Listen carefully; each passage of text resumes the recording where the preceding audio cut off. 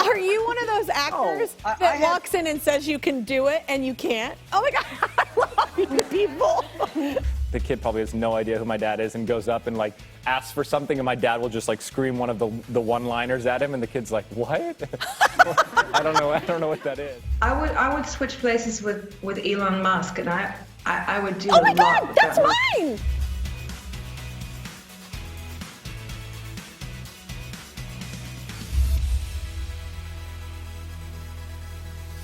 How are your hockey skills like in real life? Is that why you got the job initially? Like you were good at hockey? I'm terrific at hockey. I am so good at hockey. Are I can't believe how good I am at hockey. Are you one of those actors that walks in and says you can do it and you can't? Oh my God, I love you people. Can you ride a horse? You bet I can. Can you skate? Sure. Have you ever driven a race car? All the time. I mean, you know, that's what actors do. We lie. We say anything we can't do to get the damn job. And so of course, when I met the director and the producers for the first film, they asked first question, "Have you skated?"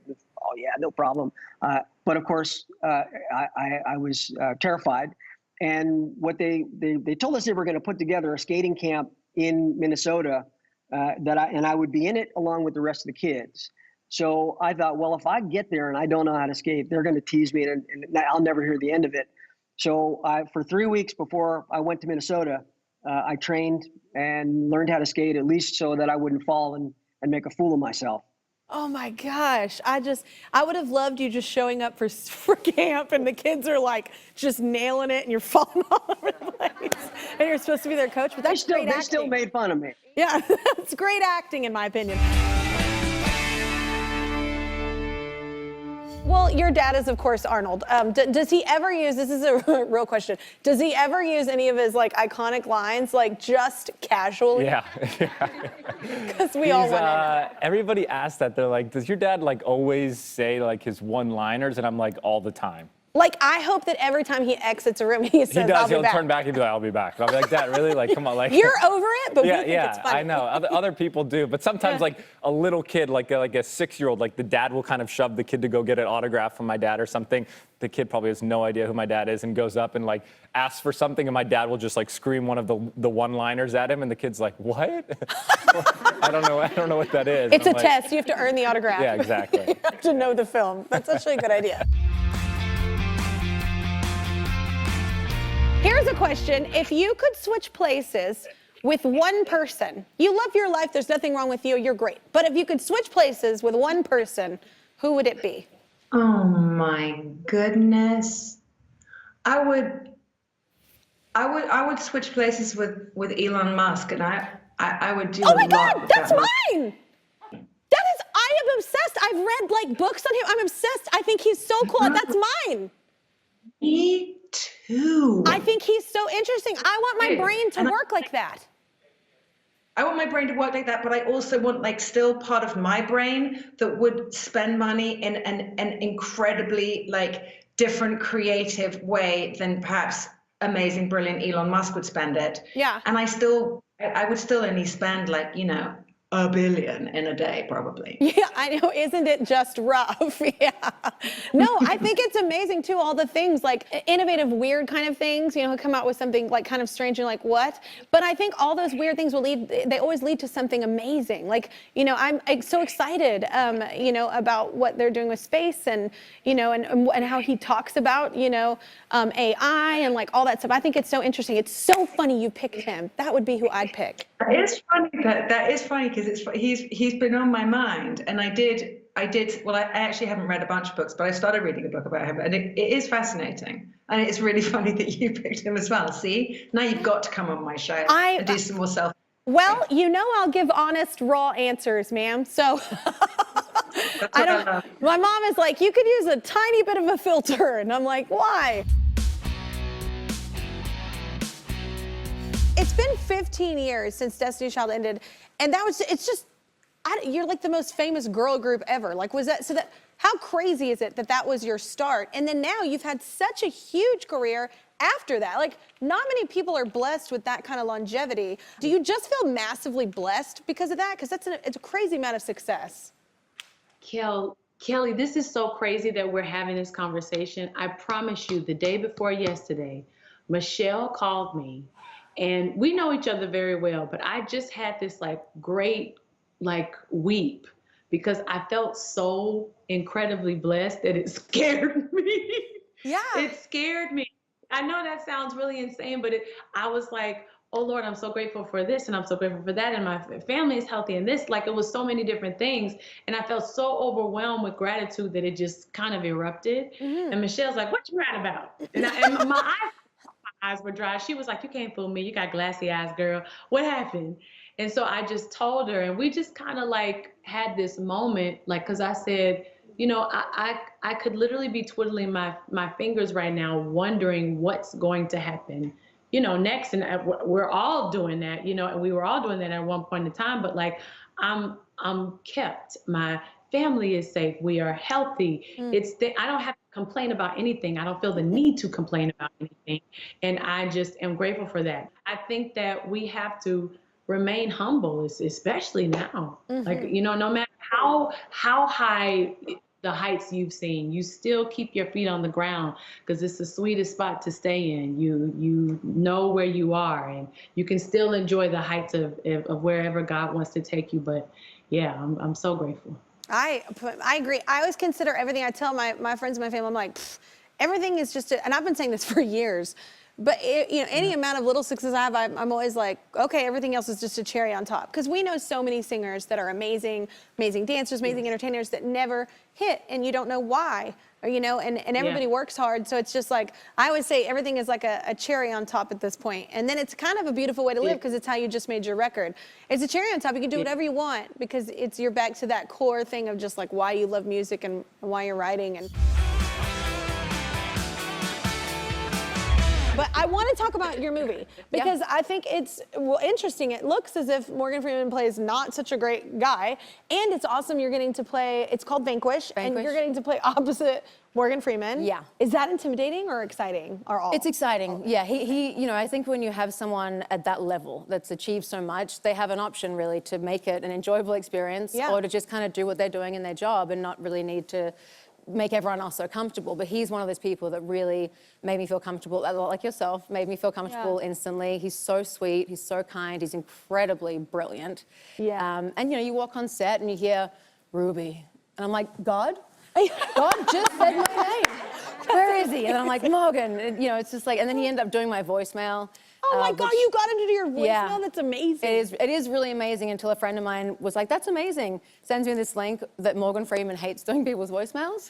Oh and my gosh. Yeah, cool, thanks for sending that. Thanks for telling me that. Now forever I'm gonna be like, oh God, I wonder if he hated doing that. But no, he didn't. He had a great time. Reported violence against Asians has skyrocketed in our country. I would like to be helpful in changing that because I think it's incredibly ignorant and it's incredibly just hateful. And I feel like we've had our fill of hate. I don't know if anybody else is with me on that, but how have you been dealing with this and how's your family been dealing with this? It's definitely been really tough and exhausting, especially when you see it happen to people who are really close to you.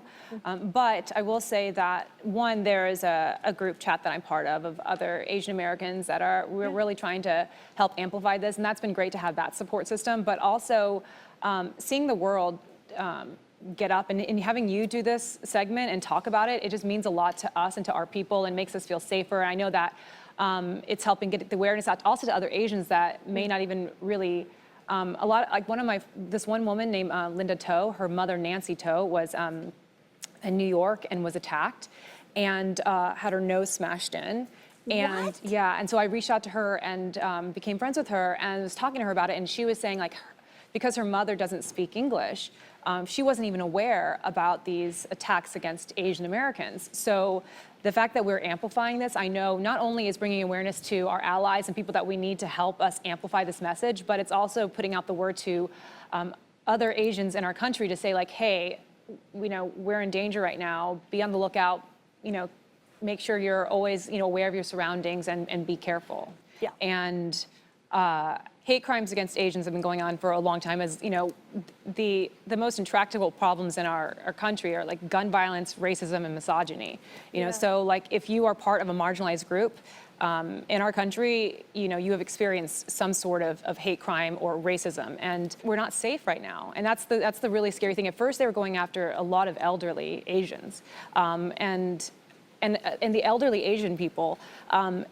You know, it's my mother, my grandparents who are no longer with us, but our generation's grandparents, they came to America, and as immigrants, they really were conditioned to be quiet, keep their head down. So there's a lot of underreporting going on because they don't want to cause more waves. They don't want anyone to make a fuss over them. And also, there's a huge language barrier. So when they want to go to the police station and report, a lot of people don't know what they're saying. They can't understand. There's not somebody there that speaks their language. So a lot of underreporting goes on. So a lot of people didn't really know what was happening because so much underreporting. People just are afraid to even say anything. Yeah. So now we're talking about it, and people know. And you know, President Biden has taken public stances against it, and that's been really meaningful for our people, and a lot of other Asian people have gotten up and spoken about it, and also our allies, and that's been really important. So that's why we've seen this like astronomical rise in hate crimes against Asian Americans, and so we do need help. I heard it was like over 1,000% in some places. It's like 1,900% increase in just a year in just the city of New York. Yeah, I mean that's just almost 2,000% increase in hate crimes. I mean it's crazy. It's like, but right now there's so many people that are aware of it now. We're amplifying that message and getting more people like yourself to talk about it so that people know and that if you see this happening, like an obvious, if you see something like this happening, speak up. Like don't put yourself in danger by any means, but somebody else is in danger. So maybe look around and get other people to join you and being like, this is wrong. Right, and at the very least, something that's very important is report it. Yes, 100%. And also get your cameras out, get your phones out. We all have cameras on our phones. Get your phones out, start recording. That happened with my friend Sam. It was a bystander who watched what happened to his mother. And because we had these great pictures, we're able to get the NYPD to put out wanted posters and then post that on social media. And then that guy was found and arrested. So we had pictures from a bystander. So if you're there and you're afraid to say something, because sometimes it is really scary. There's these really violent attacks happening. And people get in shock. People 100%. Literally, I've heard people go in shock. They're like, I don't know why I didn't do, I just was in shock that it was happening. Yeah. So get out, if the least you can do is just get out your phone and record it. You play a young version of Tracy Ellis Ross, her character from Blackish. Did she give you any advice? She did. In the beginning, she was there to say, okay, so, you know, act like the character, obviously, but add your own element to it. You know, do what you're comfortable with.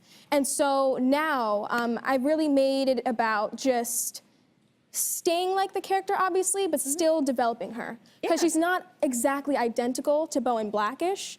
So I'm adding some things in there, obviously adding her mannerisms, but building her one step at a time. Yeah, and I think that's kind of fun, and I think all of us do that at a young age anyway. You progress anyway. Exactly. You kind of change, and something inspires you, and all of a sudden I'm into grunge. And like all of a sudden, you know, it's like things change, you know, especially when you're that age. Do you relate to your character on a personal level, or is she different from you? I definitely do relate to her. Yeah? And I figured that out, actually, while doing the show. You know, growing up in New York City, going to public school there, everything was diverse. So I wasn't That's a really— blessing. Yeah, exactly. So I wasn't used to, like, you know, any sort of comments being made from people. But eventually I realized, after doing like the hair episode, I could relate to her struggles. And there's definitely been times where I look back and I'm like, oh, wow, what that person said actually was meant to offend me. Oh. Yeah, exactly. So I've taken all that into account, and I definitely relate to her where, you know, I've figured out it's okay to be different, it's okay to be you, and people are going to judge you. Yeah. But you just have to stay happy and strong about it. You can't let anyone get you down. Wow, you have such a great head on your shoulders. Thank you. For such a young person, way to go.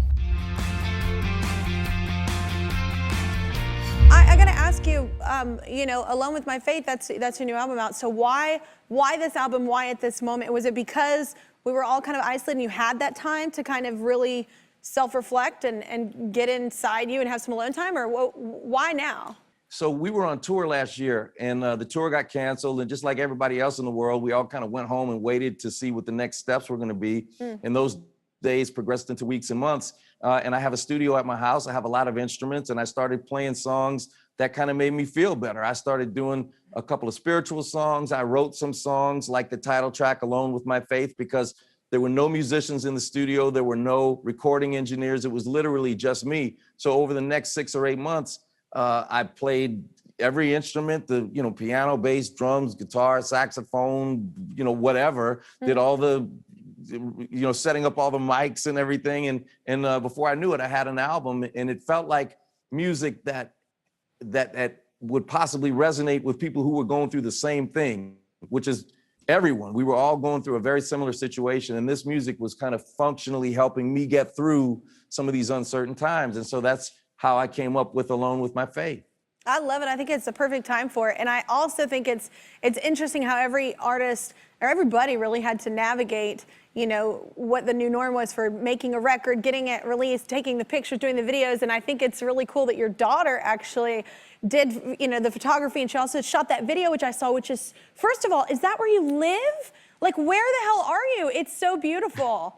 Georgia, our oldest daughter, she's 24. She's a director and a photographer. She shot the cover, which I absolutely loved. And then we shot the title track video, Alone with My Faith, in Connecticut. We live in Connecticut, and we knew there was a snowstorm coming. So Georgia found all of these bridges and these parks. She contacted the state about getting permits. I mean, she that's what she does. She's a director. So she shot it, she edited it, she filmed it, she conceived of it. And just like in every other aspect of my life, I listen to the smart women, and I stay quiet, and I do what they tell me to do. And, look what you get. Oh, it's beautiful. The part where the snow's hitting, and then she goes over top with that red bridge, and you're walking, and it's just so pristine and white, and you're in black. It's gorgeous. Like, I wanted to shoot Yeah, the only trouble with that videos. one shot, Kelly, was that she was operating a drone, and she wasn't really good at that. And so, I almost lost an ear. But otherwise, it was pretty. Well, it looked great, so the risk was worth it. It looked absolutely stunning, and the creek and how the snow. Oh, I was like, I want to go. I want to jump in the video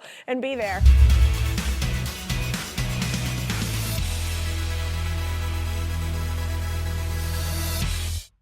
Yep, I'm still here, just waiting for you to subscribe. If you don't, I'll be trapped in this box forever.